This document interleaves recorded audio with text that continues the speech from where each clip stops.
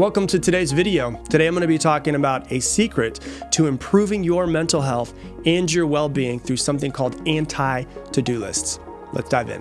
One of the biggest steps to getting things done and being productive is create a to-do list. What do I want to do? What needs to be done?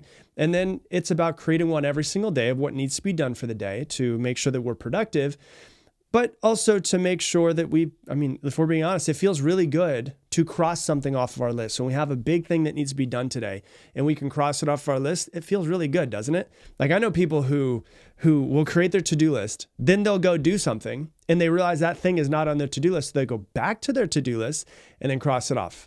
Some people listening to me are literally laughing because you're like, oh shit, I've done that before. But today we're not going to be talking about to-do lists to be more productive. What we're actually going to be talking about is something that is called an anti-to-do list. And so an anti-to-do list is the complete opposite of a normal to-do list. And it will help you with your productivity, but it's also really going to help you with your mental health as well. So an anti-to-do list is a list of tasks or habits that you consciously want to avoid or consciously want to stop doing. So these could be things that waste your time. They could be something like mindlessly scrolling on social media and wasting your life looking at other people's lives, which is just insane. Or it could be things like hitting the snooze button. Both of those things could go on your anti-to-do list. The idea behind an anti-to-do list is to eliminate the actions in your life that you don't want to do anymore, or that drain your energy, or that take up too much focus in your brain that you want to get rid of, or that waste too much of your time, so that you can go ahead and remove these things from your life so that you can actually start to work on your real to-do list and get yourself to where you want to be in life. Because there's what you need to do, but there's also what you need to stop doing to get you to where you want to go. If you're just focusing on what you need to do, that's 50% of the equation. And traditional to-do lists are just about ticking off tasks, like just crossing off the different tasks. An anti-to-do list is sometimes more than anything else about self-awareness. It's about your self-awareness of who you want to be, what you want to do, who you don't want to be, what you don't want to do. So it's about self-awareness, but it's also about control. And really what an anti-to-do list does is there's certain things that we know we want to stop doing, but we've only been thinking about these things. When we take it and we put it onto a piece of paper, I always say the best part about putting something on, like taking it out of your brain and putting it on paper, is when you put it on paper, it can be planned. It can be worked through. You can figure out how to get past these things. And they really, an anti-to-do list just helps you identify and remove the blocks to your productivity and to your well-being. And it's really important because, of course, we know where we want to go in life. And we know, okay, well, I know I need to do these things. I know who I need to become. I know who I need to be. I know what I want to accomplish. And all of those are great. But once again, like I said a few minutes ago, that's really only about 50% of the equation. It is just as important to know what we don't want to do. What do I not want to do anymore? What are the roadblocks that are in the way of my productivity? What are the roadblocks? What are the things that I do that are holding me back? What are the thoughts that I think that are holding me back from creating the life that I want? How am I self-sabotaging and how can I remove those? That's really what an anti-to-do list is about. It's what I don't want to do anymore, who I don't want to be, and what pitfalls we might fall into in the entire process. More than anything else, it allows us, like I said, to see it on a piece of paper and to plan what we don't want, who we don't want to be, and what we want to avoid in order to create the lives that we want. And so when you look at this, there's a lot of, you might be like, hey, yeah, this is great. But from a psychological perspective and a neurological perspective, it's actually really beneficial to actually start to use anti-to-do lists. From a psychological perspective, anti-to-do lists can be really powerful because they help you manage your stress. A lot of times, when you actually start to plan out and start to create these anti-to-do lists, what you're putting down are a lot of the things that actually cause you more stress to either do or to constantly have energy being wasted towards them because you're thinking about it all the time. So they help you manage your stress because they eliminate almost everything that causes you stress in the first place. Pretty damn important, right? So not only are they good for your productivity, they're also really good for your mental health. And so by focusing on what it is that you need to do in to-do lists and what it is that you don't want to do, When you don't want to do these things, I don't want to stress. I don't want to sleep in anymore. I don't want to treat my friends this way. I don't want to show up in business this way anymore. Whatever it might be, you're more likely to engage in healthier and more productive behaviors, which lowers your stress, lowers your anxiety, and helps you become better. And so really, it's the art of becoming more self-aware, of self-awareness, and to be more proactive in your life and more intentional in your life for what you will no longer accept, what you will no longer do, what you're going to get rid of that holds you back. So that's from a psychological perspective. From a neurological perspective, using an anti-to-do list to avoid certain tasks can actually start to positively rewire your brain. Now you might be like, all right, that sounds kooky. Show me the proof. Well, when you consistently avoid a specific behavior or you avoid a negative habit that might be really strong in your life right now, when you stop doing something, you actually weaken that habit connection in your brain. And so if you have the habit of, I don't know, let's say constantly playing the victim, something happens to you and you're like, oh, woe is me. And you play the victim card. You've been playing the victim card your entire life. And you've been doing that for a long time. When you consciously say, I'm not going to, with your anti-to-do list, and I'll talk to you about what an anti-to-do list looks like. I'll actually walk you through one in just a minute. When you say, I'm going to stop playing the victim in my life, well, then what happens is you might have a really strong victim habit connection wiring in your brain right now. When you stop doing it, it actually weakens that connection and allows you to strengthen new connections that you want to build through your actual to-do list. So it's going to be hard at first because you do have these really strong connections, but it requires you to have a lot of intention of what you want to change, what you want to stop doing, but also attention, which intention and attention bring more self-awareness. But over time, as those connections start to weaken, it makes it easier to break these habits. And so you're basically training your brain to form new and healthier habits by using this. And so neurologists, have actually found that intentional avoidance, which is what this can be called, can lead to long-term positive changes in brain functioning. And so by regularly using these anti-to-do lists and waking up and saying, hey, this is what I don't want to do, this is who I don't want to be, this is how I don't want to act, you're essentially rewiring your brain for improved focus and productivity and self-awareness of who you want to become. And so let me give you a couple of examples so that, so it's not just theory, but we're actually looking at this is what a anti-to-do list could look like. So there's two categories that I really think about when I think of anti-to-do lists. The first one is personal, like who do I want to be? Who do I not want to be anymore? Like in my personal life. And the other side is professional. So what is the personal anti-to-do list? What is a professional anti-to-do list? And so here's a couple of examples that I came up with of what I think a lot of people out there would probably want to do. So an anti-to-do list is something like in personal, I won't use my phone after 6 p.m. so that I can spend more time with my children. And the reason why I'm going to do that is because I want to be a more present parent.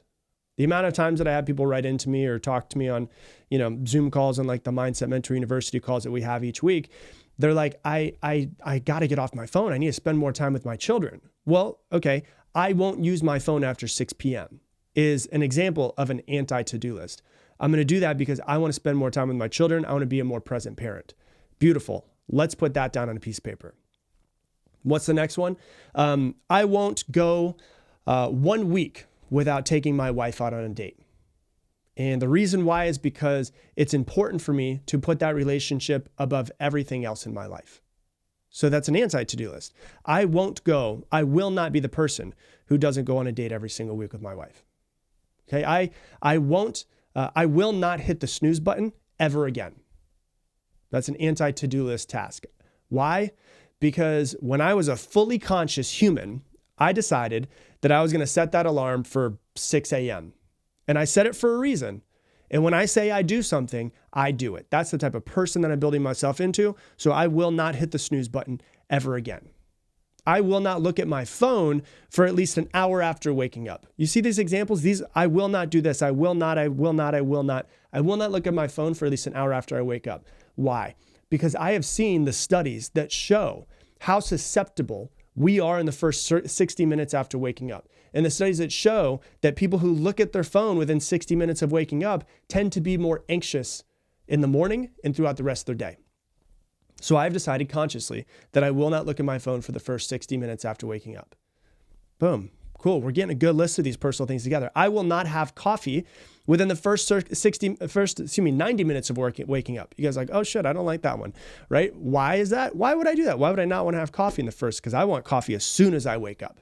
Well, I need to let the melatonin in my brain leave my brain. Melatonin is what makes me tired, right? Caffeine works better if you have it after 90 minutes of waking up. And studies show that people who have caffeine wait 90 minutes after they wake up are less anxious throughout the day. So I will not look at my phone within the first 60 minutes. I want to have coffee until 90 minutes after waking up. Okay, like I'm creating of who I will not be as much as the to-do list and the planning and the goal setting of who I will be and what I do want to create. I will not allow myself to complain about anything. Because why? Because I'm tired of playing the victim in my life. I'm not the victim. I'm the creator of my life. So I will not complain about anything ever again. What's another one? I will not shy away from things that scare me. I want to change myself. I want to change my life. I understand I have to get out of my comfort zone. In order to create the life that I want, I'm going to have to get out of my comfort zone. So I will not shy away from things that scare me anymore. So that's an example of like personal, right? Let's go into professional. What could this look like in professional? I will no longer show up late to work or to any meetings, right? Which will require me to get better at time management, show that I can be counted on, and that this is important to me. So if you're the type of person who shows up to like your Zoom meetings at work, like 7 minutes late, well, maybe you should just say, hey, what can I do to become better at it? So in my professional life, I will not show up to meetings late anymore. Another thing, I will not cross off my easy items first. So like if I look at like the 80-20 rule, which says that 20% of what you do, like the tasks, if you were to put all of your tasks that you do in your business or at work on a piece of paper, and you were to say, what are the top 20%? 20% of those will give you about 80% of the results in what it is that you do. So instead of going, okay, here's my normal to-do list, I'm going to cross off the easy things. It's like, I'm not going to do that anymore. I'm going to cross off the hard things first. So I will not cross off the easy things first.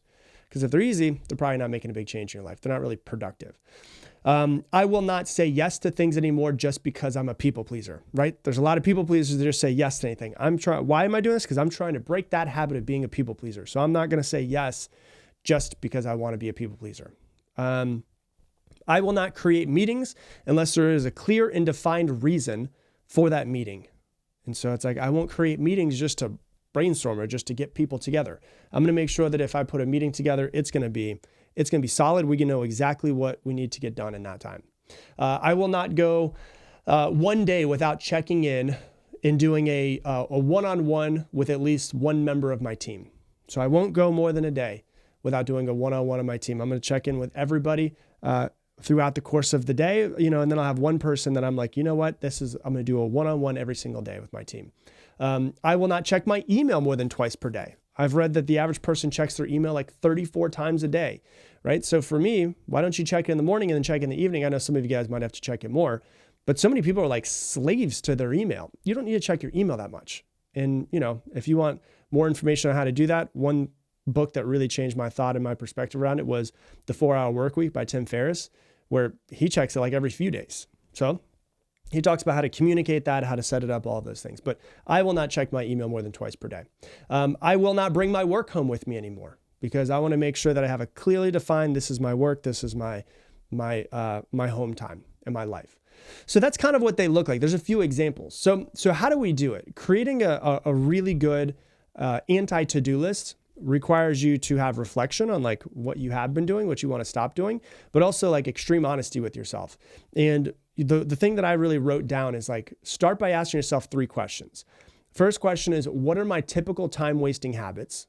Right? So like social media or checking email or whatever it might be, going to my friend's desk and talking to them for 17 minutes in the middle of the day. So like, what are my typical time wasting habits? Next question is, what negative behaviors do I want to get rid of? And the third question is, how am I holding myself back? If you can answer those questions, you're going to probably come up with a pretty solid anti-to-do list. And it's really crucial to be as specific as possible. Instead of vague, like, I won't waste time. What the fuck does that mean? Like, right? So many people are like, well, I want to make more money. I want to lose weight. I will not waste time. What does that mean? So it's like, what are the things that cause you to waste time? I will not watch TV for more than an hour every night.